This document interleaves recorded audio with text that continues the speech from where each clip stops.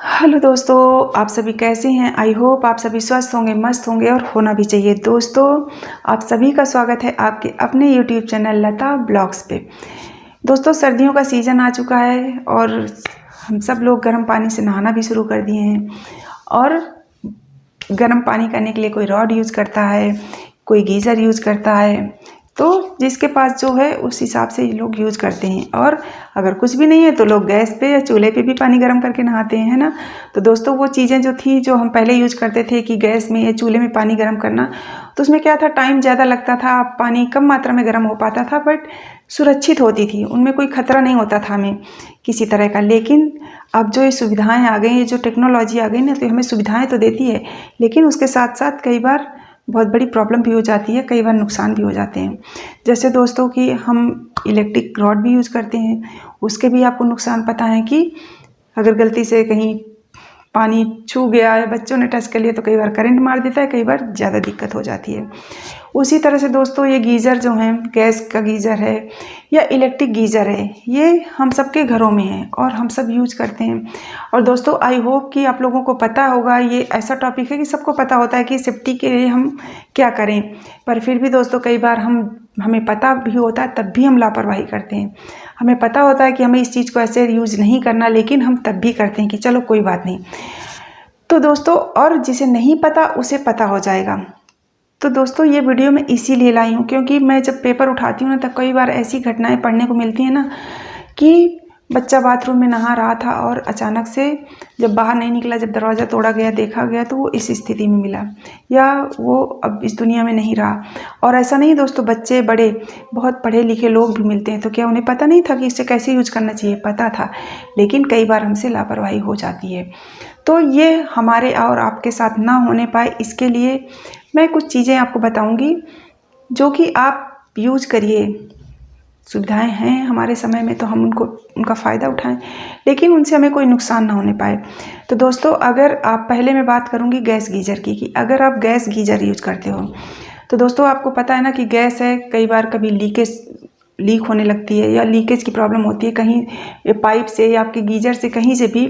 तो इस तरह की दिक्कत कई बार हो जाती है। मैं नहीं कहती कि हमेशा होती है, कई बार हमें पता नहीं चलता। और होता क्या है ना कि हम बड़े हैं तो थोड़ा ध्यान दे देते हैं, बच्चे कई बार ध्यान नहीं दे पाते। तो होता क्या है ना कि इसके लिए जब भी आप गैस का गीजर यूज करिए, तो आप ऐसी जगह गैस गीजर लगाइए जहाँ पे आपका सिलेंडर बाथरूम के अंदर ना हो। सिलेंडर बाथरूम से आपके बाहर होना चाहिए। बाहर होगा तो उससे क्या है ना कि अगर गैस, क्योंकि जब हम नहाते हैं दरवाज़ा बंद कर लेते हैं, बाथरूम का दरवाज़ा खिड़की बंद होते हैं, और जब वहाँ गैस लीक होती है, गैस, और वैसे भी जब हम नहाते हैं गर्म पानी से ना, तो आप देखते होगे कि बाथरूम बिल्कुल भाप से भर जाता है। तो गैसें बनती हैं और फिर कई बार अचानक से, चूँकि हमें पता नहीं चलता, और अचानक से हम बेहोश हो गए, गिर गए, और पता नहीं कितनी देर से पड़े हैं या कुछ नहीं पता। घर वाले लोग, किसी किसी को नहाने में ज़्यादा टाइम लगता है, तो लोग सोचते हैं ना नहा रहे होंगे, और जब तक याद आता है कि नहीं अभी तक बाथरूम से निकला नहीं, तो कई बार बहुत देर हो जाती है। तो दोस्तों, इस तरह की लापरवाही ना होने पाए, तो पहली चीज़, अगर आपके बाथरूम में खिड़की है तो आप खिड़की हमेशा खुला रखें, और जो गैस का सिलेंडर है वो हमेशा बाथरूम से बाहर रखें दोस्तों। तभी आप गैस गीजर का यूज़ करें या नहाने जाएं।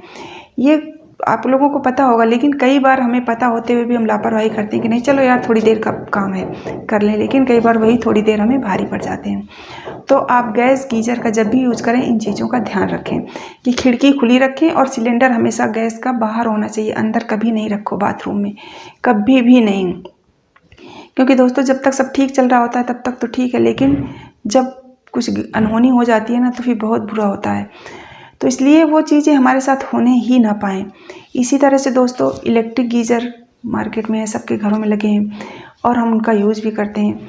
तो और आप सबको पता होगा कि बिजली और पानी की कितनी गहरी दोस्ती है ना। बिजली और पानी की कितनी गहरी दोस्ती होती है। और होता क्या है कि बात, अब इलेक्ट्रिक गीज़र है, पानी गर्म करता है, पानी भी जाता है उसमें, और बिजली से गर्म होता है तो बिजली भी जाती है। तो ये तो और अच्छी बात हो गई। तो इसलिए दोस्तों, अगर आप इलेक्ट्रिक गीज़र यूज़ करते हैं, ज़्यादातर लोग इलेक्ट्रिक गीज़र ही यूज़ करते हैं, तो उसके लिए आपको क्या सावधानी रखनी है। तो दोस्तों, क्योंकि इसमें भी कई बार लोग, होता क्या है ना कि नहाने जाते हैं तो गीज़र ऑन होता है और लोग नहा रहे होते हैं। पर दोस्तों, अब पानी है, बिजली है, दोनों बहुत गहरे दोस्त हैं।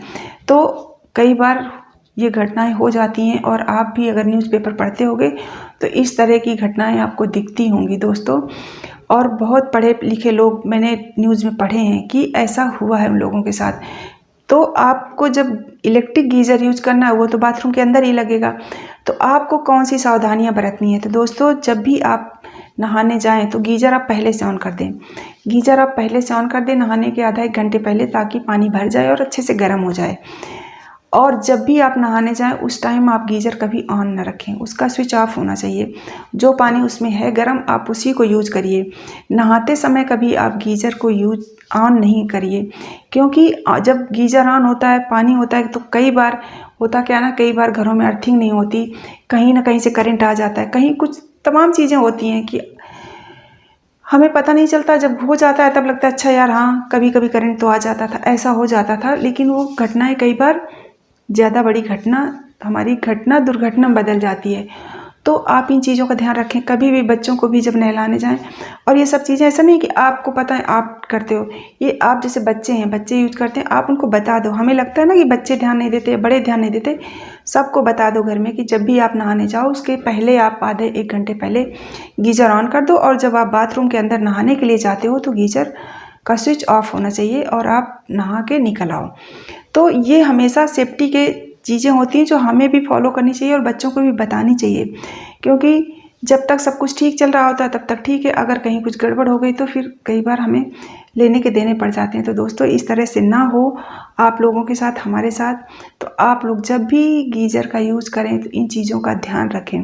या आप इलेक्ट्रिक रॉड यूज करते हो तो हमेशा ऐसी जगह लगाएं जहाँ पे बच्चे ना पहुँच पाएँ। अगर बच्चे ज़्यादा छोटे हैं आपके घर में, और अगर समझदार हैं तो आप लगाएं तो उनको बता दें कि पानी लगा हुआ है, ऑन है, इसको टच ना करें।